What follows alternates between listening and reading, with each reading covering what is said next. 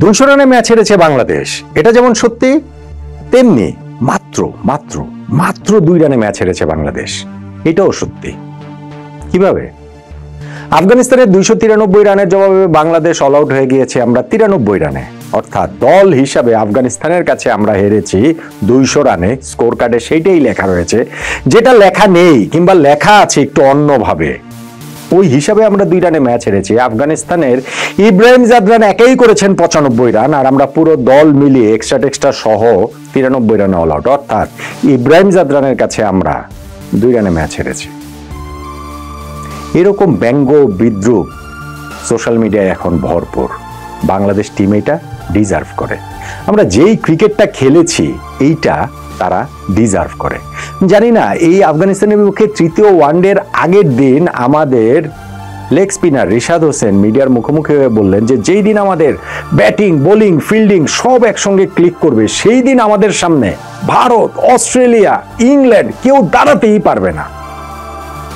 এখন রিশাদ বলতেই পারেন যে ভাই আমাদের তো ক্লিক করে নাই, অতএব দাঁড়াতেই পারবে না, সেই বলাটা তো আমার ঠিক আছে, বলতে পারেন।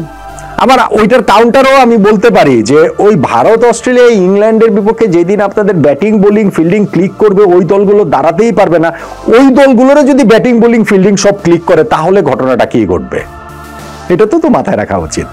আফগানিস্তানের বিপক্ষে এই সিরিজটাতে আমরা হোয়াইট ওয়াশ হওয়ার পরে আমাদের মুখে আটকড়ি করতেই ওরা যে চুনকাম করে দিয়েছে, তারপরে আমাদের ক্যাপ্টেন মেহেদী হাসান মিরাজ মিডিয়ার সামনে এসে তিনি বললেন যে আমরা আসলে অতটা খারাপ দল নই, যতটা খারাপ দেখাচ্ছে, যতটা খারাপ আমরা রেজাল্ট করেছি অতটা খারাপ দল নই আমরা। স্কোর কার্ড কি এত মিথ্যা বলছে, এত ভুল বলছে, এবং সিরিজের প্রতিটা ম্যাচে আগের ম্যাচের চেয়ে আমরা আরো বেশি করে খারাপ খেলেছি, যদিও তৃতীয় ওয়ানডেতে সবকিছু ছাপিয়ে গিয়েছে। এবং সেইখানটাতে নাইম শেখ এবং নাজমুল হোসেন শান্তর ব্যাটিং এর কোনো ব্যাখ্যা যদি আপনাদের কারো কাছে থাকে আমাকে একটু জানিয়ে যান প্লিজ। দেখুন, ফার্স্ট ম্যাচটাতে আমরা 221 রান করেছিলাম, 17 বল হাতে থাকতে 5 উইকেটে হেরেছি, ওইটাকে যথেষ্ট খারাপ মনে হয়েছিল। সেকেন্ড ম্যাচে ওদের 190 রানের জবাবে আমরা 109 রানে অল আউট হয়ে গিয়ে 81 রানে ম্যাচ হেরে গিয়েছি। মনে হয়েছিল তখন যে প্রথম ম্যাচটাতে তো বরং আমরা অনেক ভালো খেলেছি। আর তৃতীয় ম্যাচে যখন 200 রানে আমরা হেরে গেলাম মাত্র 93 রানে অল আউট হয়ে গিয়ে, তখন তো মনে হয় যে আগের 2টা ম্যাচে তো বাংলাদেশ তুমুল ভালো খেলেছে। প্রতিটা ম্যাচে ক্রমান্বয়ে যে আমরা খারাপ খেলেছি এবং সেই জায়গাটাতে আমাদের ব্যাটিংও যে ক্রমশ খারাপ থেকে খারাপতর হয়েছে, এটা এমন একটা পর্যায়ে চলে গেছে যে মিরাজকে বলতে হচ্ছে 50 ওভারের ক্রিকেটটা ইনিংসটা এখন আমরা 50 ওভারই কিভাবে খেলবো সেই দিকে প্ল্যান করতে হবে। বাংলাদেশের ক্রিকেট আবার ওই যুগে ফেরত গেল যে 50 ওভার খেলতে পারলে সেইটাই স্বস্তি, সেইটাই আমাদের জন্য কোট আনকোট একটা বিজয়। আমি কালকে টার্নিং পয়েন্টের ভিডিওটাতে বলছিলাম যে বাংলাদেশ ক্রিকেট সেই 2004-এর পর, আমরা 99-এর বিশ্বকাপে তো পাকিস্তানের বিপক্ষে জেতার পরে 47টা ওয়ানডে ম্যাচ আমরা উইনলেস ছিলাম, এবং 2004 সালে গিয়ে আমরা জিম্বাবুয়েকে হারিয়েছি ফাইনালে গিয়ে। ওই 2004-এর পর এখন 2025, এই 20-21 বছর সময় আমাদের ওয়ানডে ক্রিকেট এত বাজে অবস্থায় কখনোই ছিল না।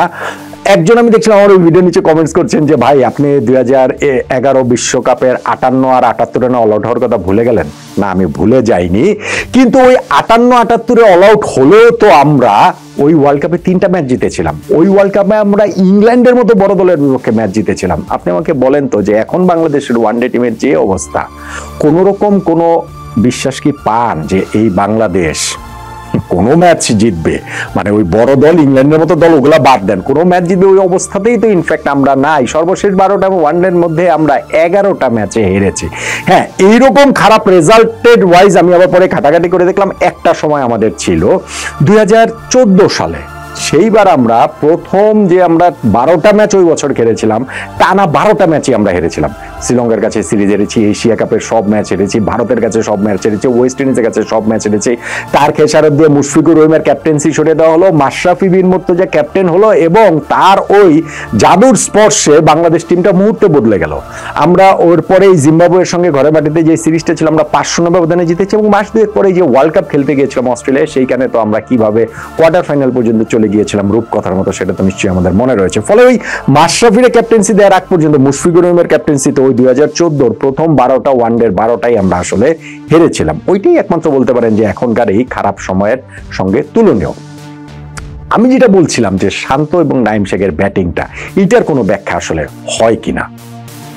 আমরা 293 রান চেস করতে নামছি, আমাদের 294 রান করতে হবে, 300 বলের খেলা, অর্থাৎ প্রতি বলে বলে আমাদের রান নিতে হবে।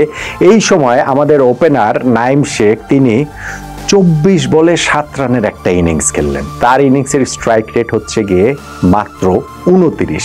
এটা কোনো ব্যাখ্যা কি আছে আমাকে বলেন তো দেখি। নাইম এই যে ওয়ানডে টিমটাতে একাদশে ফিরলেন প্রায় যে এতদিন পর, বছর দুয়েক পরে, কয়েকটা সিরিজ ধরে তাকে ক্যারি করা হচ্ছে, তাকে আসলে বাদ দেওয়ার সুযোগ পাওয়া যাচ্ছিল না, কেননা তিনি তো ম্যাচ খেলেননি, না খেলিয়ে বাদ দেই কিভাবে।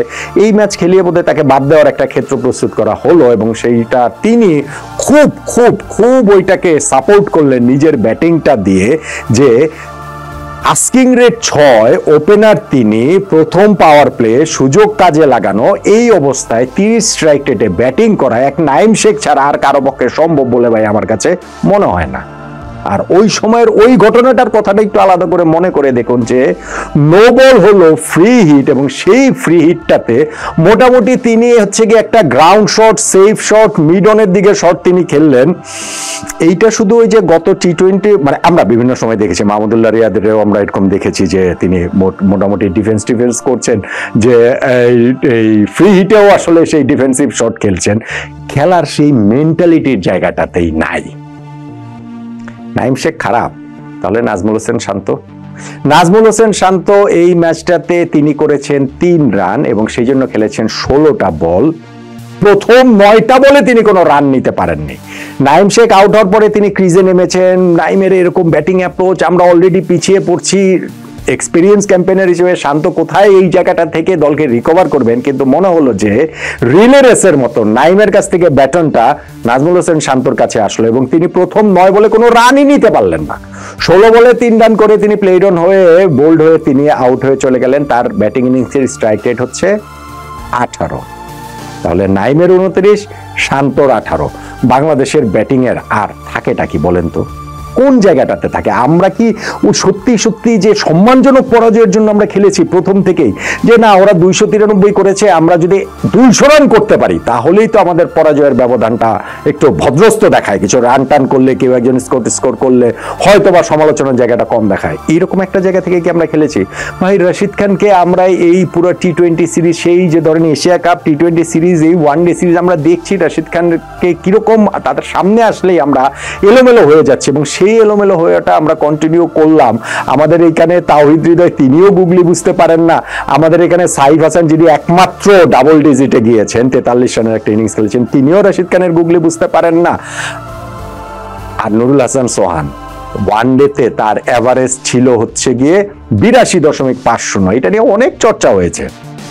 ওইটার মধ্যে শুভঙ্করের ফাঁকিটাও অনেকেই এটা বলেন না, সামনে আনেন না, শুধুমাত্র ওইটাকে সামনে আনেন যে না না না 82 এভারেজ দিয়ে কেন তাকে আসলে ওয়ানডেতে খেলানো হয় না। ভাই তিনি খেলেছেনই 7টা ম্যাচ, তার মধ্যে মানে 7টা ইনিংস, তার মধ্যে 5টা ইনিংসে তিনি নট আউট ছিলেন, ফলে যে 165 রান করেছেন সেইটাকে ভাগ দিয়েই তো 82.5 হয়, সেই হিসাবে তার এভারেজটা 82.5। এই সিরিজের 3 ম্যাচ খেলে যখন তিনি 7, 15 এবং 2 রান টোটাল যখন 24 রান করলেন, এভারেজ কিন্তু 82 থেকে 37-এ নেমে এসেছে এবং যেভাবে খেলছেন আর একটা দুইটা সিরিজ খেললে সেটা মোটামুটি 17-এর দিকে নেমে আসতে পারে। শামীম পাটোয়ারি এই ম্যাচটাতে একাদশের সুযোগ পেলেন, সিরিজের আগের 2টা ম্যাচের সুযোগ পাননি। তিনি বোলারকেও কষ্ট করতে দিলেন না, তিনি রান আউট হয়ে গেলেন। স্ট্রাইকের ব্যাটসম্যান সেই বলটা পয়েন্টে ঠেলেছে, নন স্ট্রাইকার শামীম তিনি বাইরে বেরিয়ে এসেছেন, মনে হচ্ছিল যে ফিল্ডার ঘুমিয়ে আছেন এবং ফিল্ডারের সেই ডিরেক্ট থ্রোতে তিনি রান আউট হয়ে গেলেন। স্টুপিডিটি একেবারে। বাংলাদেশ যেই ব্যাটিংটা করেছে ভাই, 93 রানে অল আউট, সেটাতেই বোঝা যায়। 100 রানও আমরা করিনি, সেটাতেই বোঝা যায়। 200 রানের ব্যবধানে হেরেছি, সেটাতেই বোঝা যায়। এখন যদি এইটাকে আমরা, আমাদের ক্রিকেটাররা বলেন যে না নিজেদের সেরা দিনে আমরা যদি ব্যাটিং বোলিং ফিল্ডিং সব ক্লিক করে, তাহলে ভারত, অস্ট্রেলিয়া, ইংল্যান্ড আমাদের সামনে কোনো, ওরা কেউ আমাদের সামনে দাঁড়াতেই পারবে না। এটা ভাই হাস্যকর শোনায়, আপনাদের নিয়ে সবাই হাসাহাসি করে। ওয়ার্ল্ড ক্রিকেটে বাংলাদেশ একটা হাসির পাত্র পরিণত হয়ে যাচ্ছে। যখন মেহেদী হাসান মিরাজ বলেন যে আমরা যতটা খারাপ দল দেখাচ্ছি আমরা ততটা খারাপ দল নই, সবাই হাসাহাসি করে রে ভাই। যেই দল 12টা ওয়ানডের মধ্যে 11টা হেরেছে, যেই দল সর্বশেষ টানা 4টা সিরিজ হেরেছে এবং যেই দল এখন খেলতে নামলেই হারে, সেই দলের ক্যাপ্টেন এসে যখন বলেন যে আমাদের যতটা খারাপ দেখাচ্ছে ততটা খারাপ আমরা নই, তখন কিন্তু আসলে দলটা একটা হাসির পাত্রই হয়ে যায়। ক্যাপ্টেনের নিজেরও যে ওই ডিসিশনটা খুবই খুবই খুবই অদ্ভুত ওই ডিসিশন, যখন তার সাইফ হাসানকে তিনি বোলিং এ এনেছেন সেটা ছিল একটা মাস্টার স্ট্রোক। অবভিয়াসলি তিনি একটা চান্স নিয়েছেন, কিন্তু সেটা যখন ক্লিক করে গিয়েছে মাস্টার স্ট্রোক বলতেই হবে, কেননা সাইফ এসেই 30 ওভার শেষে যেখানে আফগানিস্তান স্কোর 1 উইকেটে 169 ছিল, তারা 300 350 করে ফেলে কিনা। ওই সময় সাইফকে বোলিং এ আনা হলো এবং তিনি এসে 4 ওভার বোলিং করে মাত্র 6 রান দিয়ে 3টা উইকেট তুলে নিল। সেই সাইফকে বোলিং থেকে সরিয়ে দেওয়া হলো। 4 ওভারে 6 রান, ওয়ানডে ক্রিকেটের হিসাবটা বোঝেন। মানে এই অবস্থাতে কিভাবে একজন ক্যাপ্টেন একজন বোলারকে আসলে ওই জায়গা থেকে সরিয়ে নেয়, এবং তাকে আর বাকি সময় বোলিং করানো হলো না। তিনি অবশ্যই সাইফ হচ্ছে গিয়ে আমাদের মেইন বোলার না, অবশ্যই সাইফ পার্ট টাইমার, কিন্তু পার্ট টাইমার ভালো করলে তাকে নিয়ে কন্টিনিউ করানো হবে না।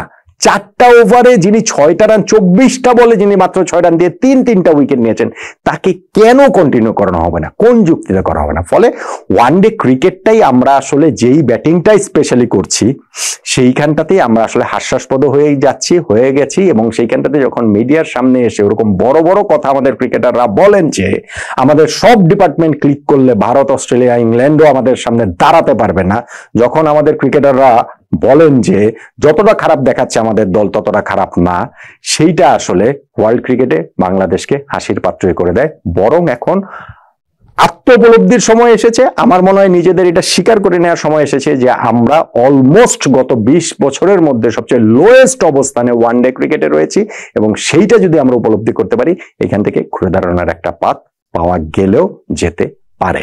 যদিও আসার জায়গাটা কম দেখছি, যদিও এখন জানি নেক্সট সিরিজে ওয়েস্ট ইন্ডিজের বিপক্ষে মিরপুরে আমরা ধান ক্ষেতের উইকেট বানিয়ে ম্যাচ জিতে, সিরিজ জিতে, এই যে দগদগে ক্ষত আমাদের, সেইটা ঢাকার সর্বোচ্চ চেষ্টাটাই করব।